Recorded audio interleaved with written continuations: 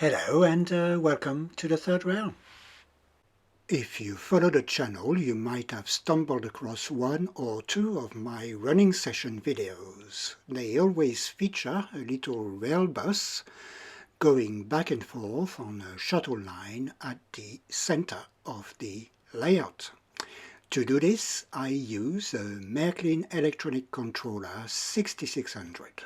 This controller superseded a previous Märklin product, the 6699, which was Märklin's first attempt at motor regulation.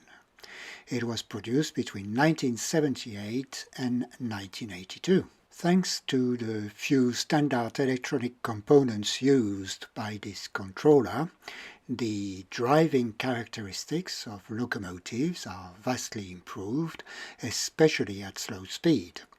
It also introduces a more gradual acceleration or deceleration. With the added benefit of an improved throttle control, the controller provides a more realistic feel to the operation of the layouts. It was replaced in 1983 by the Electronic Controller 6600. It provided the same functionality as the 6699, but added steady speed, automatic station stops, shuttle control, and for the first time an emergency stop button. I thought it might be useful to someone to have a quick look at how this controller is operated. But before we go any further, this controller should under no circumstance be used with any digital locomotive. Unless you want to see some smoke, of course. After this little safety advice, let's jump into a quick function overview. The controller is connected to the track the same way as you would a transformer, but it receives its power from a lighting transformer. The most simple functions are simple throttle and reverse functions, which are operated the same way as any other Märklin transformer. In this mode, the power delivery to the track is already better than with a transformer. But the controller has an even better function, which is the delayed acceleration and braking. This is controlled using dial 1 and 2 and activated using button 4. To demonstrate the delayed acceleration, I will be setting up an exaggerated delay and activate it using push button 4. I then turn the throttle up to a set speed, and the locomotive will slowly but surely get on its way and gradually accelerate. And let's try the other way around, where I have more track. Same procedure. In a few seconds the locomotive will start moving and gradually accelerate. Pretty neat. For braking, we use dial number 2 and push button 4 again. As you can see, when I slow down, the locomotive only gradually comes to a halt, straight in the other direction. There we go, that was braking. And you can use both functions at the same time, so I set an acceleration and braking delay. Push button 4 is activated. As you can see, it gradually accelerates and gradually slows down, straight in the other direction. Gradual acceleration, gradual slow down.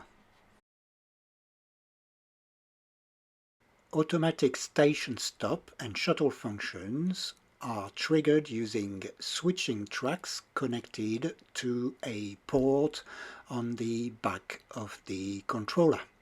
To set up an automatic stop, simply connect the switching track to port 1 on the back of the controller. We then need to activate the function using push button 5 on the front of the controller.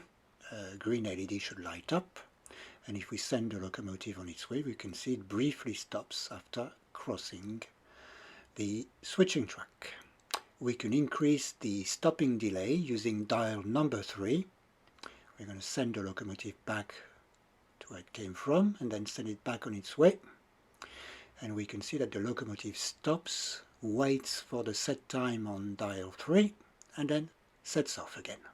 The automatic reversing works the same way as the automatic stop, but the port used at the back of the controller is port number 2. The function is also activated using push button number 5, and we can set a duration for a stop before the locomotive restarts using dial number 3. So if we take a locomotive and we're going to send it over the switching track the wrong way, nothing happens. Now if we reverse the locomotive and send it towards the switching track, the locomotive will stop, reverse, wait for the delay set at the dial, and then set off again. Pretty simple. Now for the shuttle function, we need an additional switching track, and the locomotive will simply go from one track to another, reverse, and then go back to where it came from. There we go.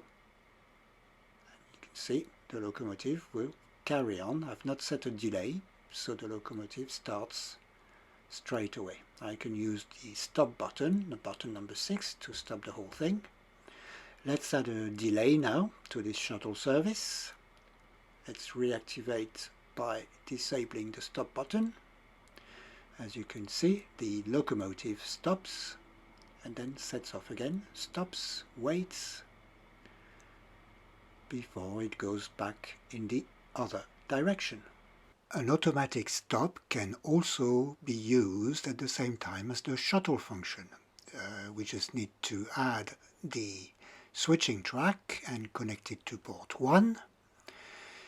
And as we can see, the locomotive stops in the middle of the shuttle line, waits, sets off again, waits, reverses, goes back to the beginning, waits, and it would reverse. You can also change the delay as the shuttle line is operational, so there's no need to stop the controller or reset it. I keep on saying it's all simple or neat, but there are a few things that can go wrong. From an operational perspective, the main issue by far has to do with the levers on switching tracks. These can get stuck in a given position, producing a permanent flow of current to the controller in such situations. The controller won't break or blow up, but it won't do anything either if a switching track is in this state. This is easily fixed though by releasing the lever manually and maybe adjusting the lever springs on the offending switching tracks. Another permanent current situation can occur when an engine stops directly over a switching track. In this situation, its pickup shoe will permanently press on the lever, generating a permanent flow of current. This situation is relatively easily remedied by changing the speed settings or maybe the delayed acceleration settings on the controller. The speed needs to be adjusted so that the locomotive stops far enough across the switching track that the lever is released. I have a few of those units. On the hardware side, they've proven to be extremely reliable. However, it's a box full of aging electronic components, and as such they are more susceptible to reacting more or less gracefully to current surges, for example, and a few of the components might fail. This happens. Best way to avoid this type of issue is to ensure that your transformers are in phase. I've demonstrated how to do this in another video. I'll put a link in a little card in a corner of the screen now. Right, I think I've covered the obvious and pretty much everything because it's a simple device. It's a nice piece of kit in the end. But for now, I'd like to thank you very much for watching. It's very much appreciated. I'd also like to thank the existing and recent subscribers to the channel. It's very nice to see that people are interested in my production, and so much so that they subscribe or hit the notification button to be notified of new content on the channel. I find this extremely rewarding and would like to thank you very much again for this. But for now, bye and see you next time.